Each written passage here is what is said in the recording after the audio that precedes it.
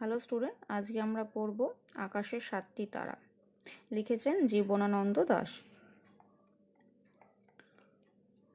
আমরা প্রথমে দেখো, প্রথম প্যারাটা পড়ছি।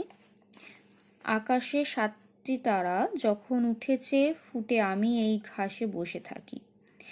কামরাঙা লাল মেঘ যেন মৃত মুনিয়ার মতো গঙ্গাসাগরের ঢেউয়ে ডুবে গেছে। আসিয়াছি শান্ত অনুগত বাংলার নীল সন্ধ্যা, কেশবতী কন্যা যেন এসেছে আকাশে। আমার চোখের পরে, আমার মুখের পরে চুল তার ভাসে। পৃথিবীর কোনো পথ এ কন্যারে দেখেনি কো, দেখে নাই অত অজস্র চুলের চুমা, হিজলে কাঁঠালে জামে ঝরে অবিরত। জানি নাই এত স্নিগ্ধ গন্ধ ঝরে রূপসীর চুলের বিন্যাসে।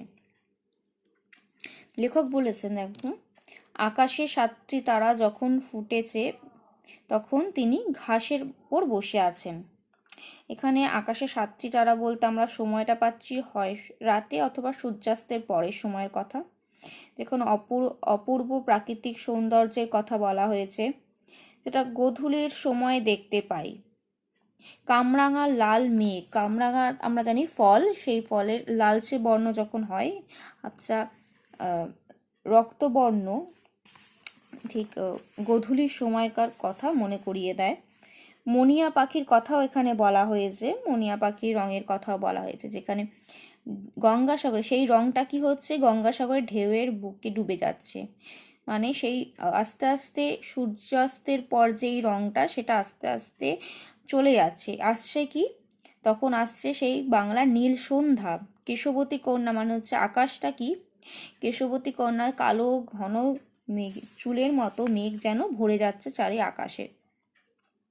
আমার চোখের পরে, আমার মুখের পরে চুল তার ভাসে।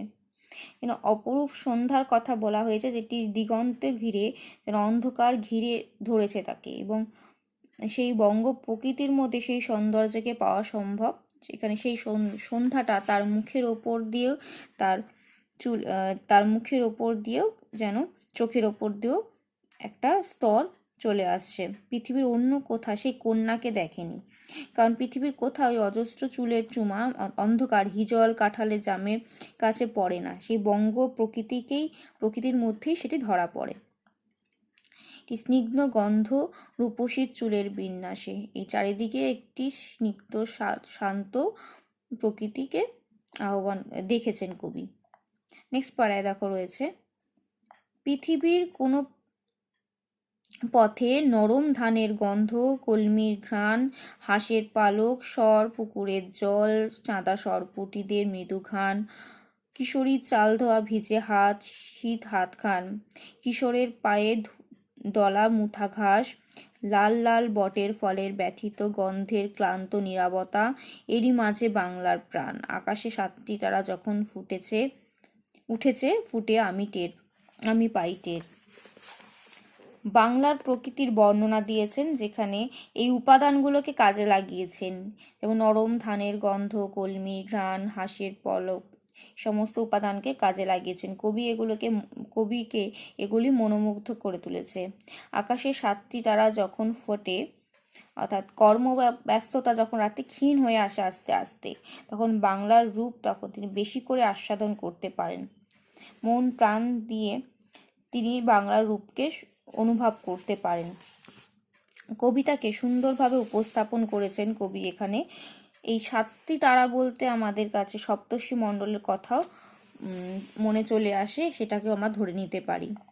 তাই এই সন্ধেবেলার পর যে রাতের আস্তে আস্তে রাত নেমে আসে, আকাশে সাতটি তারা ফুটে ওঠে, যখন সারাদিনের ব্যস্ততা আস্তে আস্তে স্থির হয়ে আসে, আস্তে আস্তে ব্যস্ততা ম্লান হয়ে আসে, তখন সেই সময়টাকে কবি উপভোগ করেছেন।